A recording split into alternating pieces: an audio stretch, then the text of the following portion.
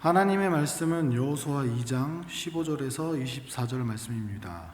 여호수아 2장 15절에서 24절 말씀입니다. 제가 가진 성경으로 구약 성경 321면입니다. 오늘 말씀은 여호수아 2장 15절에서 24절 말씀입니다. 라합이 그들을 창문에서 줄로 달아내리니 그의 집이 성벽 위에 있으므로 그가 성벽 위에 거주하였음이라. 라합이 그들에게 이르되 두렵건대 뒤쫓는 사람들이 너희와 마주칠까 하노니 너희는 산으로 가서 거기서 사흘 동안 숨어 있다가 뒤쫓는 자들이 돌아간 후에 너희의 길을 갈지니라. 그 사람들이 그에게 이르되 네가 우리에게 서약하게 한 이 맹세에 대하여 우리가 허물이 없게 하리니 우리가 이 땅에 들어올 때에 우리를 달아내린 창문에 이 붉은 줄을 메고 내 부모와 형제와 내 아버지의 가족을 다 내 집에 모으라. 누구든지 내 집 문을 나가서 거리로 가면 그의 피가 그의 머리로 돌아갈 것이요 우리는 허물이 없으리라.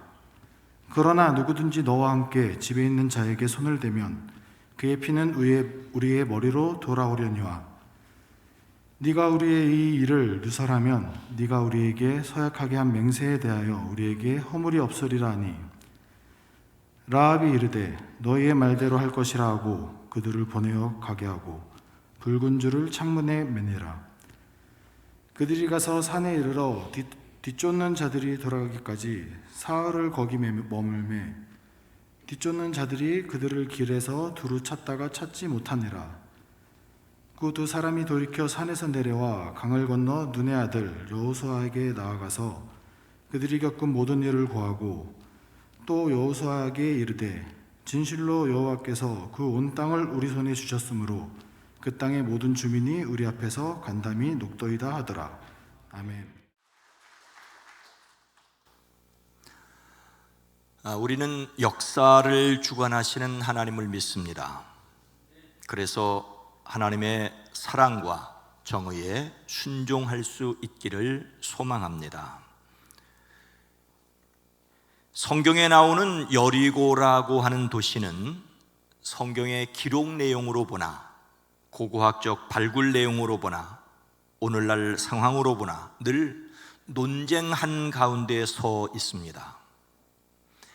오늘날 여리고는 이스라엘 안에 있지만 팔레스타인이 지배하고 있는 팔레스타인 자치지역입니다. 많은 사람들이 팔레스타인 자치지역으로 이스라엘 서쪽의 가자 지역을 기억합니다. 하지만 여리고가 팔레스타인 자치지역 안에 있는 것은 틀림이 없습니다. 즉 이스라엘 행정력이 미치지 못하는 곳이지요. 이스라엘 정국이 혼란스러울 때 성지순례를 가면 여리고를 방문하지 못하는 경우들이 종종 있습니다.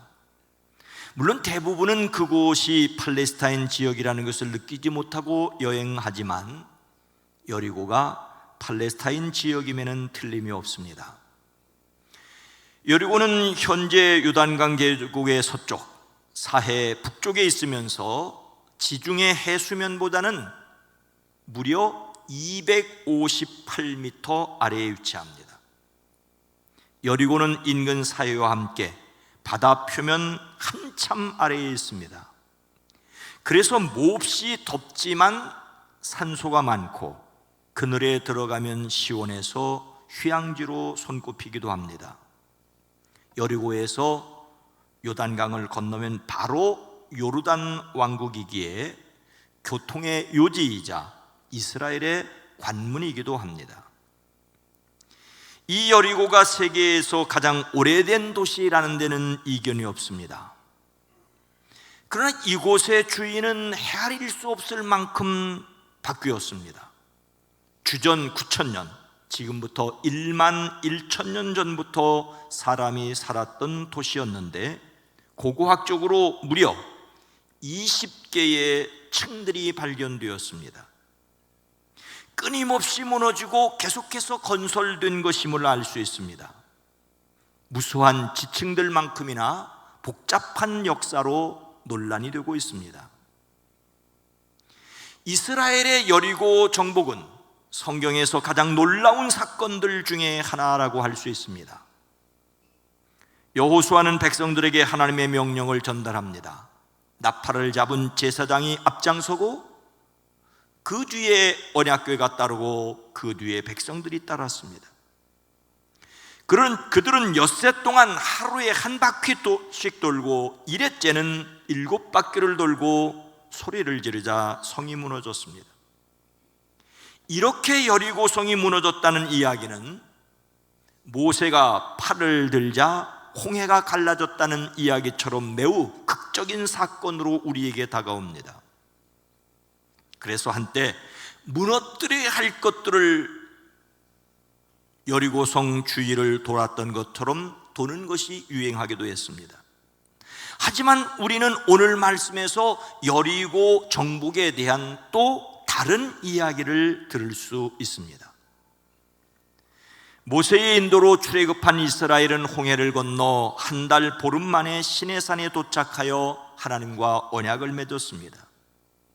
1년 가까이 시내산 아래에 머물던 그들은 가나안으로 들어가는 길목인 가데스 바네아에 도착했습니다. 그들은 그곳에서 가나안의 12 정탐꾼을 파견하여 가나안을 들어갈 준비를 하였습니다. 그런데 이것이 그들에게 엄청난 화근이 되었습니다. 12명의 정탐꾼은 10명은 들어갈 수 없다고 하고 2명 여호수아와 갈렙은 들어갈 수 있다는 사람으로 갈라졌습니다. 백성들은 10명의 말을 듣고 하나님을 원망하며 애굽으로 돌아가자고 하였지요. 하나님께서는 그들에게 가나안을 허락하지 않으셨습니다. 그들은 40년간 광야를 헤매고 나서야 비로소 약속의 땅 가나안에 들어가게 됩니다. 가나안에 들어가기 직전 요단강 동쪽 모압 평지에서 모세는 그동안의 일을 다시 말씀하여 그들에게 들려주었습니다. 가나안에 들어가 하나님의 말씀을 듣고 지킬 것을 거듭거듭 명령하였습니다. 이것이 모세의 마지막 사명이었습니다. 모세가 죽고 그 사명을 이어받은 여호수아는 하나님의 도우심으로 요단강을 건너 가나안의 첫 번째 성 여리고를 점령하게 됩니다. 오늘 말씀은 그 여리고를 점령하기 위해 그들이 어떻게 준비했는지에 관한 내용입니다. 먼저 16절 말씀입니다. 라합이 그들에게 이르되 두렵건대 뒤쫓는 사람들이 너희와 마주칠까 하노니 너희는 산으로 가서 거기서 사흘 동안 숨어 있다가 뒤쫓는 자들이 돌아간 후에 너희의 길을 갈지니라. 여호수아는 여리고를 점령하기에 앞서 정탐꾼 2명을 보내 정탐하게 하였습니다. 12명의 정탐꾼이 아니라 이번에는 단 2명이었습니다. 그들은 여리고에 잠입하여 라합의 집에 숨었습니다. 그러나 이 소식은 그곳 여리고 왕에게 곧바로 보고되었습니다. 하지만 라합은 이미 2 사람을 지붕 위에 널어 놓은 3대 속에 감추어 두었지요. 라합은 왕이 보낸 사람들에게 말합니다. 그들이 저희에게 오기는 왔었습니다. 하지만 어디서 왔는지는 몰랐습니다. 어둑어둑해서 성문이 닫힐 때쯤 나갔는데 어디로 갔는지는 모르겠습니다. 급히 쫓아가시면 잡을 수 있을 것입니다. 그래서 2 정탐꾼의 추적되는 요단 나루터로 급히 뒤쫓아갔습니다. 그러고 나서 라합은 자신이 지붕에 숨겨둔 2 정탐꾼에게 자세히 말하지요. 뒤쫓는 사람들이 당신들과 마주치지 않도록 산으로 가십시오. 거기서 사흘 동안 숨어 있다가 뒤쫓는 사람들이 돌아간 다음에 당신들이 갈 길을 가십시오. 우리는 여기에서 라합의 세심한 마음을 알아차려야 합니다. 라합은 자신이 2 정탐꾼에게 한 일을 선대하였다라고 말합니다. 이제 청하노니 내가 너희를 선대하였은즉 너희도 내 아버지의 집을 선대하도록 여호와로 내게 맹세하고 내게 증표를 내라. 라합의 선대는 두 사람을 숨겨주는 데서 그치지 않고 이스라엘 진영으로 무사히 돌아가도록 하는 것까지였습니다. 라합은 그들이 창문을 통해 도망하도록 도와주었을 뿐만 아니라 추적하는 사람들이 피하도록 구체적인 방법까지 자세히 알려주었습니다. 그들은 그곳을 떠나 산으로 가서 사흘 동안 거기에 머물러 있었습니다. 뒤쫓아 수색하던 사람들이 돌아간 후에 산에서 내려와 강을 건너 여호수아에게 이르러 모든 일을 보고하였습니다. 라합은 구체적인 내용으로 지혜롭게 조언하였습니다. 조언이나 도움이 의외로 실질적인 도움이 되지 않는다는 것을 보여주는 연구들이 있다고 합니다. 청하지도 않은 도움이나 조언을 주려고 하거나 원치 않는 조언은 쓸데없는 참견이나 오지랖으로 받아들여질 수 있다고 합니다. 미국의 하버드대 조세린 슈 교수는 시급한 행동을 요구하는 일에, 즉 두려움이나 불안을 겪고 있을 때 공감이나 위로보다는 문제 해결을 위한 행동으로서 조언이 필요하다고 합니다. 위기 상황을 해결할 방법을 함께 고민하는 것이 더 효과적이라는 말이죠. 물론 슬픔이 문제라면 조언보다는 위로가 더 큰 도움이 된다고 합니다. 사실 마음이 힘들 때는 조언도 필요하고 위로도 필요할 것입니다. 당사자가 당장 무엇이 필요한지 정확하게 알 수 없기 때문에 조언이나 위로를 구분하여 잘할 필요가 있다고 말합니다. 이스라엘의 여리고 정복은 라합의 도움 없이도 이루어질 수 있었을 것입니다. 그러나 여러분, 성경이 라합의 도움을 구체적으로 기록하고 있다는 사실에서 우리는 배워야 합니다.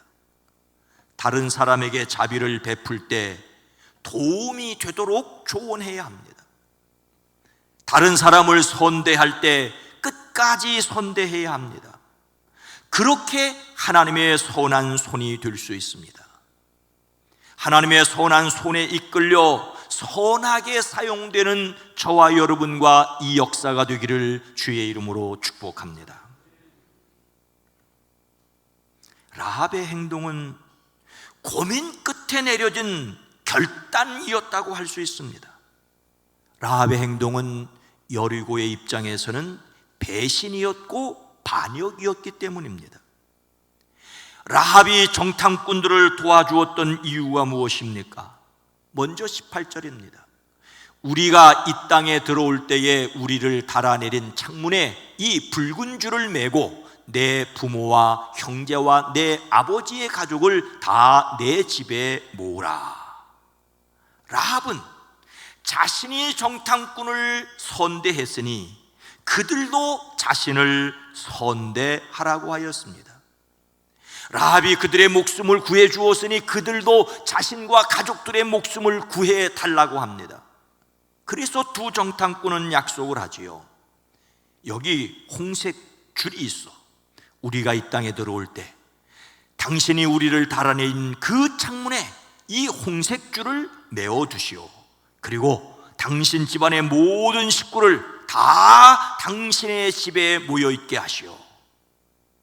라합의 요구에 정탐꾼들은 자신들이 밧줄을 타고 내려간 그 창에 붉은 줄을 매라고 하였습니다.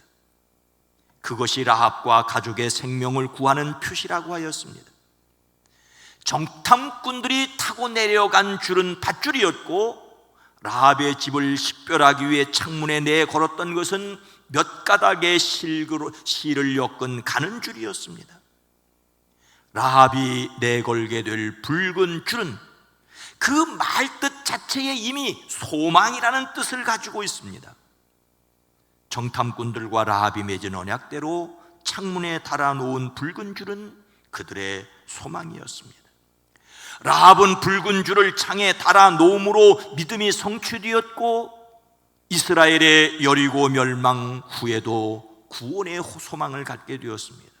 결국 그와 그의 가족은 멸망 속에서 살아났습니다.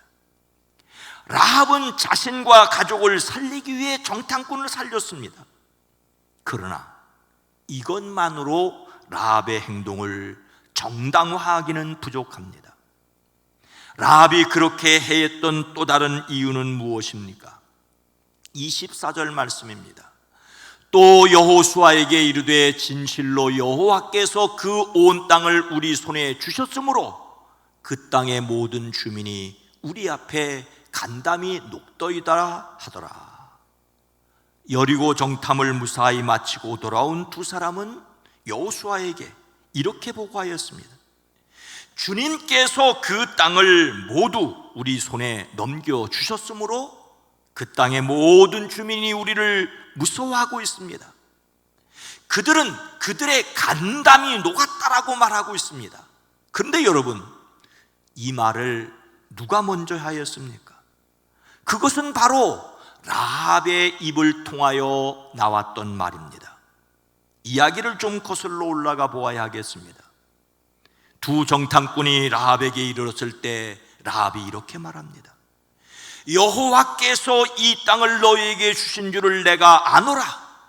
우리가 너희를 심히 두려워하고 이 땅 주민들이 다 너희 앞에 간담이 녹았나니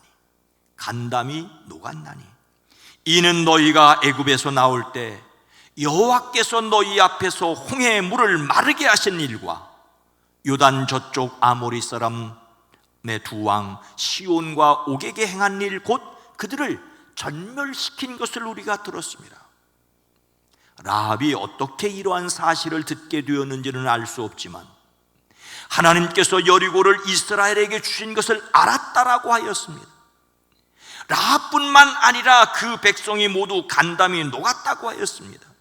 그 이유는 하나님께서 홍해를 마르게 하신 일과 요단 동쪽을 점령하게 하신 일을 들었기 때문이라고 하였습니다. 라합이 이스라엘의 정탐꾼을 보호해 준 것은 자기만 살기 위해서 여리고를 배신한 것은 아니었습니다. 라합은 오고 가는 모든 사람들을 통하여 하나님의 하신 일을 들었습니다. 하나님이 하신 일은 사막의 바람을 타고 여리고에 있는 라합의 귀에도 들렸습니다. 모두가 하는 이야기가 되었습니다. 왕도 성문을 굳게 닫아 걸었습니다. 하나님께서 하신 일을 들은 여리고 사람들은 공포에 휩싸였습니다. 그들은 모두 간담이 서늘해졌습니다. 모두들 어쩔 줄 모르고 당황하였습니다. 라합은 소식을 들은 모두 넋을 잃었다고 거듭해서 말합니다. 그들은 싸우기도 전에 이미 졌습니다. 진 싸움을 누가 하겠습니까? 그들의 마음은 소문에 녹아내렸습니다. 하지만 여러분, 소문만 듣고 넋이 나가 투항했다면 라합의 행동은 비겁하다고 할 수가 있습니다. 더 깊은 이유가 있어야 합니다. 라합은 하나님이 어떤 분이신지를 자신의 입으로 말합니다. 너희 하나님 여호와는 위로 하늘에도 있어도 아래서는 땅에서도 하나님이시라. 하나님을 하늘과 땅을 지으신 분으로 인정하였습니다. 라합이 하나님을 깨닫지 못하였다면 그의 행동은 배신입니다. 그러나 하나님의 뜻을 깨달았기에 그의 행동은 순종이었습니다. 라합은 여리고 왕을 두려워한 것이 아니라 하나님을 두려워하였습니다. 여리고 왕에게 순종한 것이 아니라 하나님께 순종하였습니다. 오늘 말씀이 우리에게 하시는 내용은 분명합니다. 하나님을 인정하는 사람의 구원을 말씀하십니다. 사람의 눈으로 보았을 때 라합의 행동은 여리고 왕에 대한 배신이었지만 하나님의 눈으로 보았을 때는 하나님의 뜻에 의해 순종이었습니다. 누구에게 순종하는 것이 누구에게는 배신이 되고 누구에게 배신하는 것이 누구에게 순종이 되는 것은 우리의 삶 속에 언제라도 있습니다. 이해관계에 있는 모든 사람을 만족스럽게 하기란 여간 어렵지 않지 않습니까? 그래서 우리의 관점은 하나님이 원하시는 것이 무엇인가를 생각해야 합니다. 그래서 우리는 심각하게 고민하고 결단해야 합니다. 하나님이 원하시는 일을 결단할 수 있는 사람들이 되어지기를 주의 이름으로 축복합니다. 오늘 말씀을 통하여 우리가 결단해야 할 것이 있습니다. 먼저 마태복음 1장 5절과 6절 말씀입니다. 살몬은 라합에게서 보아스를 낳고 보아스는 룻에게서 오벳을 낳고 오벳은 이새를 낳고 이새는 다윗 왕을 낳으니라. 성경은 여호수아가 여리고에 보낸 두 정탐꾼의 이름을 딱히 누구라고 직접 말하지 않습니다. 그런데 예수님의 족보에서 그 실마리를 찾을 수가 있습니다. 그것은 살몬은 라합에게서 오벳을 낳았다는 말입니다. 예수님의 족보에 등장하는 라합이 여리고의 기생이며 그의 남편 살몬은 두 정탐꾼 중 한 사람이라고 여겨집니다. 살몬은 여호수아의 명령을 따라 다른 한 사람과 함께 여리고를 정탐하기 들어갔습니다. 그들이 쉽게 숨어들 수 있는 곳은 라합의 집이었습니다. 라합의 집은 성벽 위에 있었고 남자들이 다른 사람의 눈을 덜 의식하고 드나드는 그런 집이었기 때문입니다. 그러나 라합은 그저 남자들을 기쁘게 하는 그런 사람이 아니었습니다. 주변 정세를 꿰뚫어 보는, 즉 국제 정세를 아는 사람이었습니다. 더욱이 하나님을 경외하는 사람이었습니다. 살몬은 라합의 사람됨을 알아보았을 것입니다. 그리고 여리고가 무너진 후 두 사람은 가정을 이루었습니다. 그들의 아들이 보아스였고 라합은 다윗과 예수님의 족보에 이름을 올리게 되었습니다. 라합에게도 살몬에게도 그들의 선택은 엄청난 결단이었습니다. 그래서 우리에게 필요한 것이 있습니다. 로마서 12장 2절 말씀입니다. 너희는 이 세대를 본받지 말고 오직 마음을 새롭게 함으로 변화를 받아 하나님의 선하시고 기뻐하시고 온전하신 뜻이 무엇인지 분별하도록 하라. 하나님께서 바울을 통하여 로마 교회에 하나님의 은혜를 믿음으로 얻는 이신칭의의 구원을 말씀하십니다. 하나님의 은혜로 값 없이 의롭다 하심을 얻은 자가 되었다라고 선언하지요. 하지만 로마 사람에게 그 말을 하는 자신에게는 동족에 대한 생각으로 가슴이 시렸습니다. 이스라엘의 구원을 간절히 바라는 마음이 바울에게 있었기 때문이죠. 바울이 동족 이스라엘을 얼마나 사랑했는지 나의 형제 곧 고륙의 친척을 위하여 나 자신이 저주를 받아 그리스도에게서 끊어질지라도 원하는 바로라.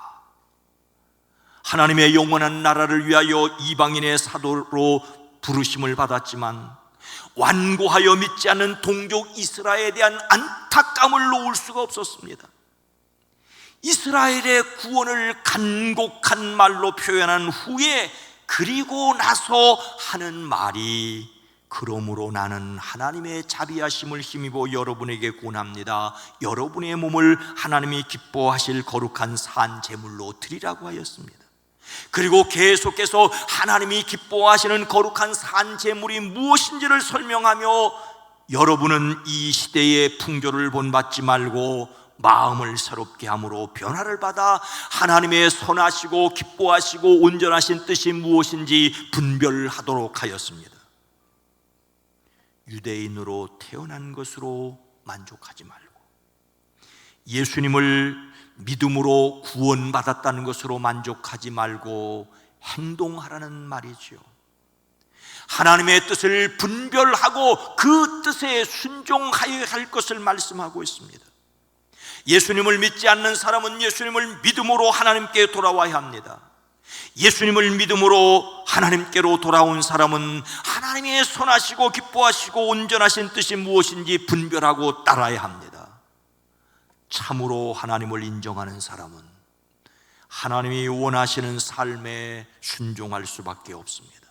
함께 계시는 성령께서 강권하시기 때문입니다. 강권하시는 성령을 깨달아 알고 하나님의 뜻에 순종하는 저와 여러분이 되어지기를 주의 이름으로 축복합니다. 사랑하는 성도 여러분, 누군가 전 현대그룹 명예회장 정주영의 기업가 정신을 결단은 칼처럼 행동은 화살처럼이라고 표현을 했습니다. 정주영은 단호히 감행하면 귀신도 피한다라고 하였답니다. 정주영의 성공 신화가 통하던 시대에는, 그리고 그에게는 그랬습니다. 그래서 그는 사람들이 기억할 만한 분이 되었지 않습니까?